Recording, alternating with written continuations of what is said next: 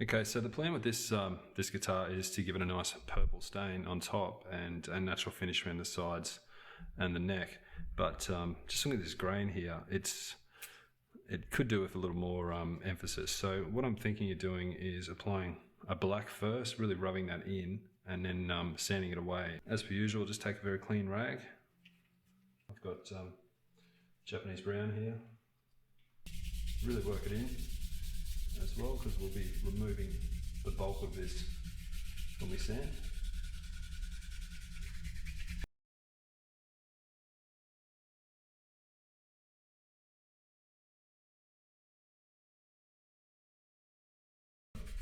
As you can see, I haven't bothered masking the binding on the body of the guitar itself. I find that's a little more time consuming and not really worth the effort. You'll often find that the stain itself will leach under the tape, so it's often easier just to scrape the binding at the end. There's certain ways to do that, which I'll show you. So just a quick clarification, you will want to inspect the binding carefully first. If you notice any cracks in the binding, you certainly will want to mask that up, as it will absorb stain. Okay, so we've just let this darker stain dry. What I'm going to do now is start removing as much as I can using some 240 grit sandpaper. The objective here is to just leave some of that darker stain to absorb into some of those grain lines, and that will accentuate the grain when we then put our purple stain over the top.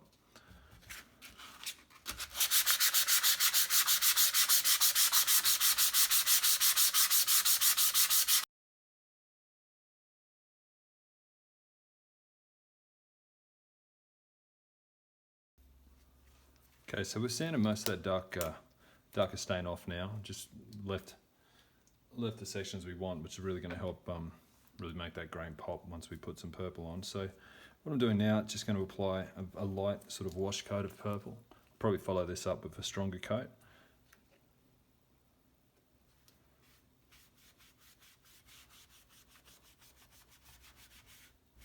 Obviously in between sanding and restaining, I've taken a lot of time to really clean the guitar up and remove any dust.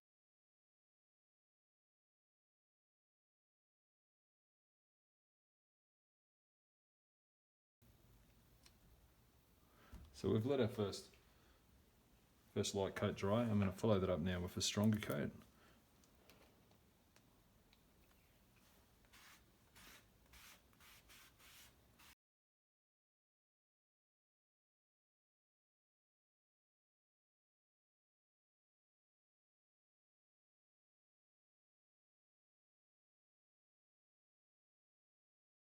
I've just mixed this purple up a little bit stronger, so we'll see how this looks.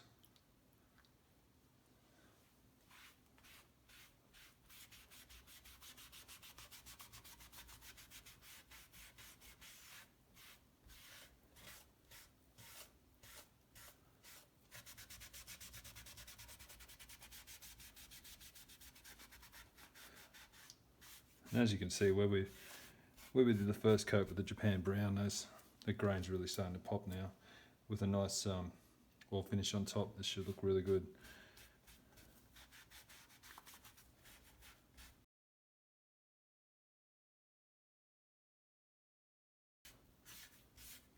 I think that's just about right. So what we'll do now is let that dry overnight, and we'll come back and we'll look at grain filling the body and looking at a finish for the sides and the neck. So once completed staining, I've waited for that to dry, and then I've flipped the guitar over and I've applied 2 coats of grain fill to the back, sides and back of the neck.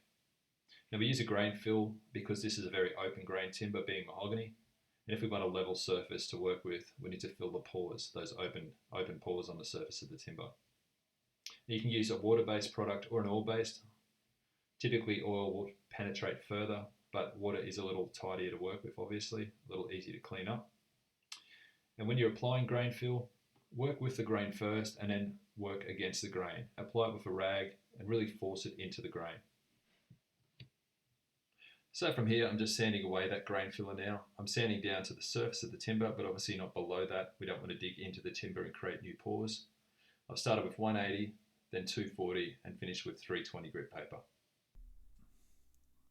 Okay, so our next step is to start scraping the binding and removing some of the residue of the finish. If you've got a scuffle blade like this, just use a file or something like that, grab it and lean it about 10 degrees and just drag it through, or push it through. What this does is create a nice burr on the far edge, and when we drag that across the binding, it does a much cleaner job of removing the residue. Now the idea is just to line it with the edge of the guitar like so, and just very carefully start scraping off the binding. It's a job that requires a little bit of patience. It certainly will take you a little while, but what I've found is it does a very tidy job. As you can start to see that white line really starting to pop out now.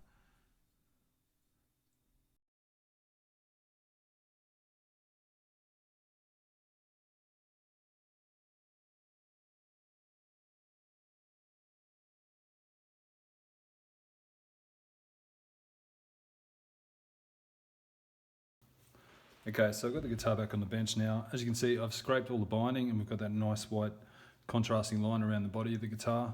I've sanded everything down to 600 grit and given everything a good clean off, brushed it and then wiped it with a damp rag.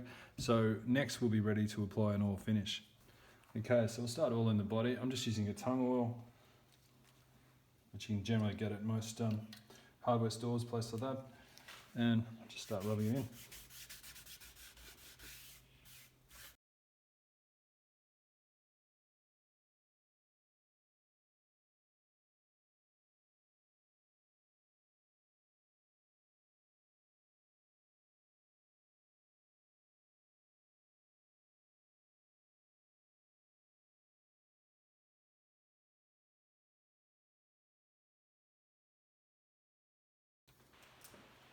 So we're just applying our second coat now.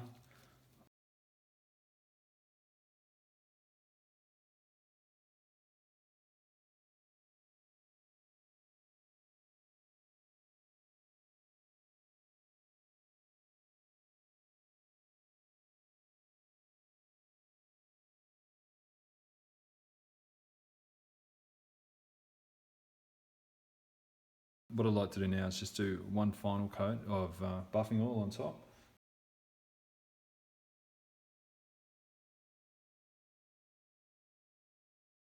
Once you've got good coverage, just let that sit for about 15 minutes and then come away and wipe any excess, just while it's still tacky. So what you're doing is just wiping away the oil that hasn't absorbed into the timber. Okay, so the body's now dry. I'm just going to go through and oil up the back of the neck.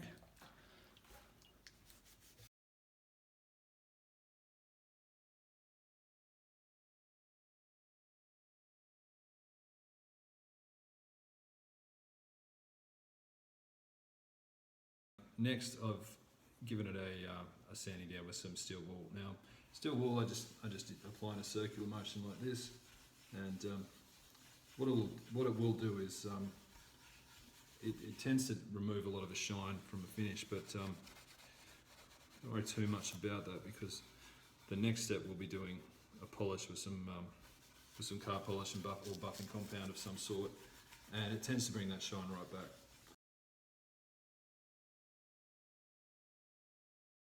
The last step, generally when it comes to finishing guitars with an oil finish, is just using some basic automotive polish and rubbing that into the timber. This is just the way to remove any remaining scratch marks left over from any of your abrasives, and gives it a nice nice polished look. So really work it in.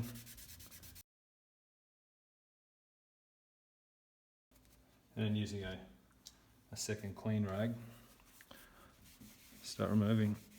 Starting to shine up a little bit already.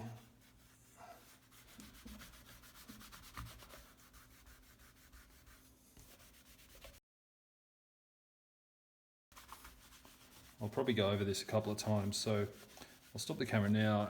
Just finished the final polish. As you can see, there's a lot more going on with that top now.